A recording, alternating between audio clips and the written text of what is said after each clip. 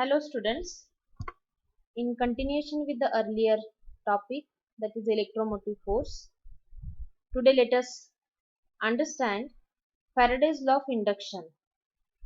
Actually, in 1831, scientist Michael Faraday, he performed three different experiments, and at the end of the three experiments, he interpreted the result of experiments as Faraday's law of induction.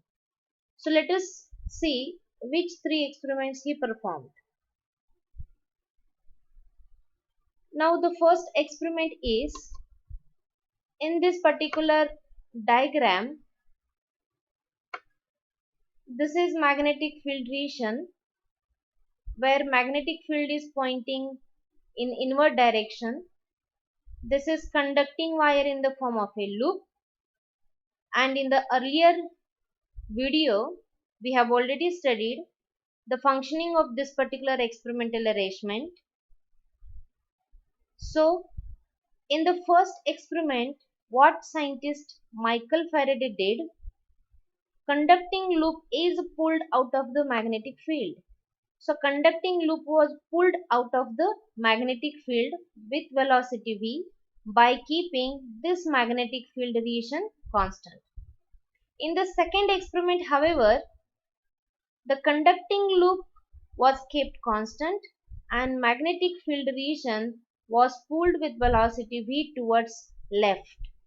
And in the third experiment, neither magnetic field region was moved towards the left nor conducting loop was moved towards the right, but the strength of magnetic field was changed.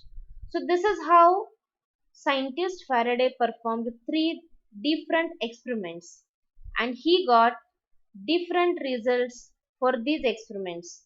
Now let us see each experiment in detail.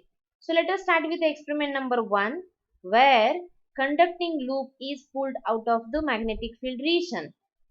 In the earlier lecture we have seen that when this conducting loop is pulled towards the right, this magnetic field which is pointing in inward direction will experience a force on length AB of the conducting loop, and current flows in the clockwise direction.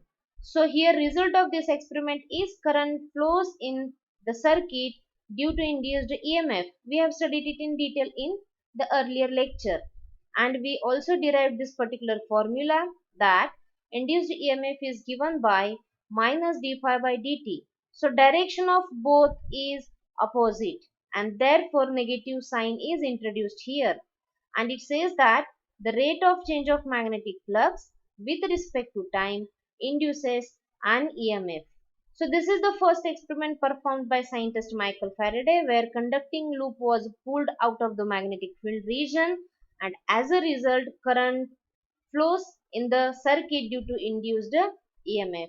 Now let us see what is the result of second experiment, where conducting loop was kept constant. However, magnetic field region was pulled towards the left. In this case also current flows in the circuit, but not due to the magnetic force which was exerting earlier on length AB. So here in this case no magnetic force is exerted on charges. Why? Because conducting loop is at stationary position, therefore charges present in it are also at stationary state, and stationary charges do not experience magnetic force. Therefore there is no magnetic force. In spite of that, current flows in the circuit. Why? Because electric force is there and there is no magnetic force. So how Michael Faraday interpreted this particular experiment number 2? He interpreted that a changing magnetic field produces electric field. So here current flows in the conducting wire is not due to the magnetic force, but it is due to the electric force, and this electric force is produced by changing magnetic field.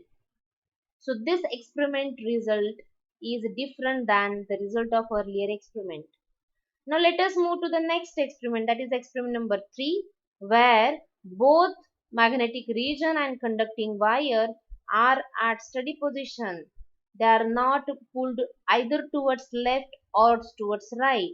However, in this case, strength of magnetic field is changed. So what result is expected? Yeah, scientist Faraday observed that still current flows in the circuit. Why current flows in the circuit? Because here the strength of magnetic field is changed, and at the end of earlier experiment we have seen that the change in magnetic field produces electric field. So here also change in the strength of magnetic field produces electric field, and therefore the equation which we have written earlier for electromotive force, that is EMF, and that expression is integration of Fs plus E over the closed path, where Fs stands for the force due to external source. Now in experiment number 1, the source of force is magnetic force, but in experiment number 2 and 3, magnetic source is not present, and therefore this equation gets modified to the equation, that is EMF is equal to integration of EdL, because here magnetic force is not present, there is only presence of electric force, and therefore we get this expression. So when this electromotive force is compared with the EMF equation which is written in experiment number 1, then we get the equated equation as integration of EdL is equal to minus d phi by dt, which is also named as integral form of Faraday's law.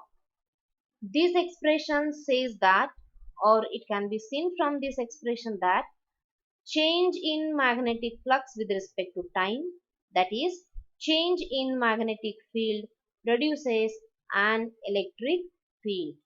Okay, so after studying all three experiments, scientist Michael Faraday, he stated Faraday's law of induction, which is actually named after his own name, and that law of induction was rate of change of magnetic field with respect to time produces an electric field.